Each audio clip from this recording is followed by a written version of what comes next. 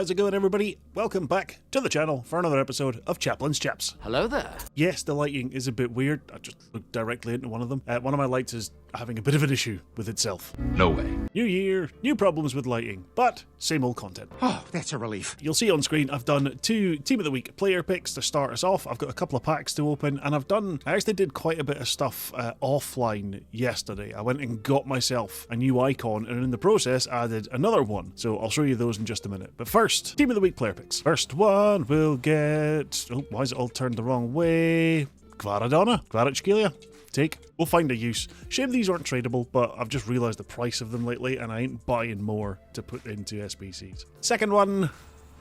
it's more like it. 83s. That's what we're used to. I already have Bakuna, so we'll take... It doesn't really matter. It's just fodder for future SBCs. In addition to those, I've got the packs available for doing them, so I'll just quickly open them. One eternity later. As expected, nothing worthwhile in any of them. So you'll see my Evos is almost done. Healy is almost finished. I've played all the Rivals games. I've done all the assists. I just need a few wins out of squad battles or Rivals.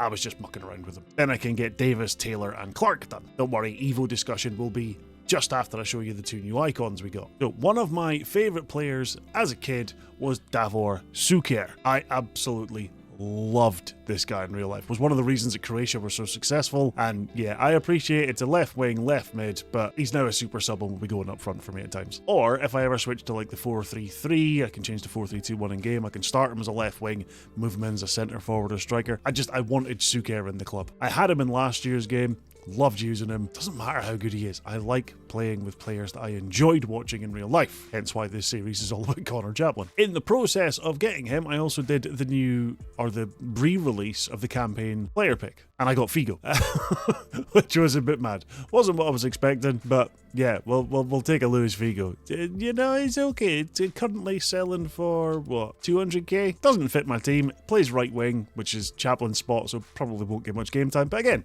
nice little super sub to have available. Let's skip to the next part of the video now, where I talk about evolutions a little bit more in depth. Things I like, things I don't, and how we're going to focus for the year going forward. So yeah, as I've said, evolutions are undoubtedly the best thing to come to FIFA, EAFC 24, call it what you will, in quite some time. Yes, the menu content and everything this year's, or the menus themselves, are a bit all over the place. The gameplay's not consistent, yada yada yada, but evolutions have made it fun. They've given us something to focus on. They've given us something that we can work on and progress towards constantly, other than just, you know, champs and rivals. And it gives us an opportunity to develop players that we might like in real life, but that, you know, aren't necessarily great to use in game. So again, if we just look at the ones that we have underway just now, I get to evolve players like Leif Davis, who I still firmly believe is one of the best left backs in English football, should probably be in the England squad. Laugh at me all you want, I don't care. Consistency. Jack Taylor, another Ipswich player who maybe wouldn't be usable overall when it comes to things like rivals and champs. We're now evolving him into something fun and usable. Harry Clark, 68 rated silver right back, who we can get up to 70 plus and try and get into the team. And even look, Reece Healy going in here at what, 74 I think we started off his rating at, or 73, whatever it was, and is going to be 88 rated. These are all examples of fun you can have with evolutions. What isn't fun is when you look at things like Pitch Commander, where you've got the same pool of players available within it, like Shuameni, Camavinga, etc. It costs 150k to do and doesn't really add much to the player. Stop right there. 1 and 2 should be great ones for a striker to boost them up a little bit, or wingers or forwards. Still costs 75k each time you do it. Yes, you have 2 options, but that's 150k in total. Team of the Week upgrade. Bit hit or miss. That's kind of an optional, you know, would you want to upgrade a Team of the Week player? Maybe your team has had a Team of the Week player and you think, these could be fun to put in.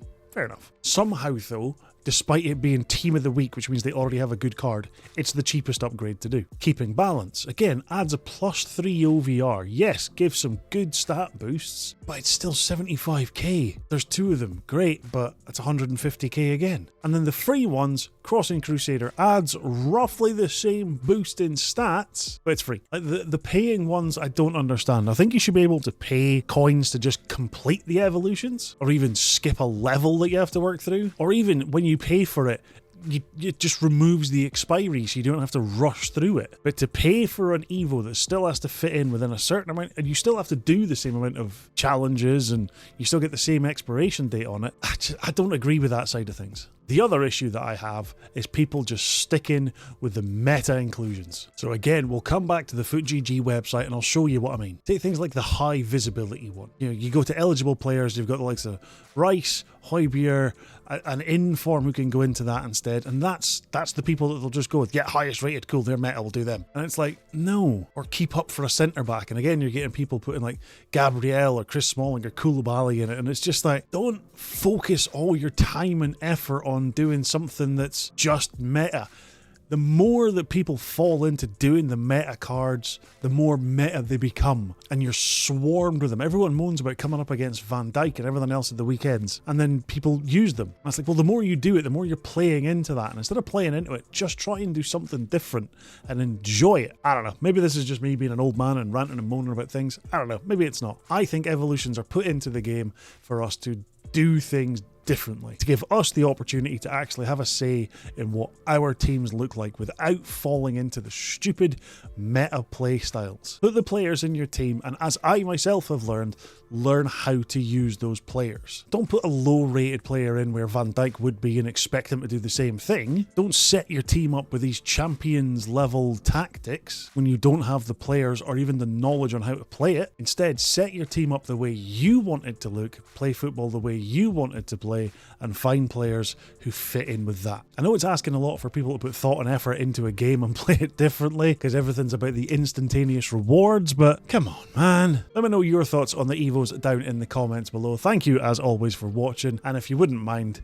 give us a little like on the video. It would be greatly appreciated. I'll see you all on Friday for the next Chaplain's Chaps. In the meantime, have a great week. Mwah. Peace, love you, bye.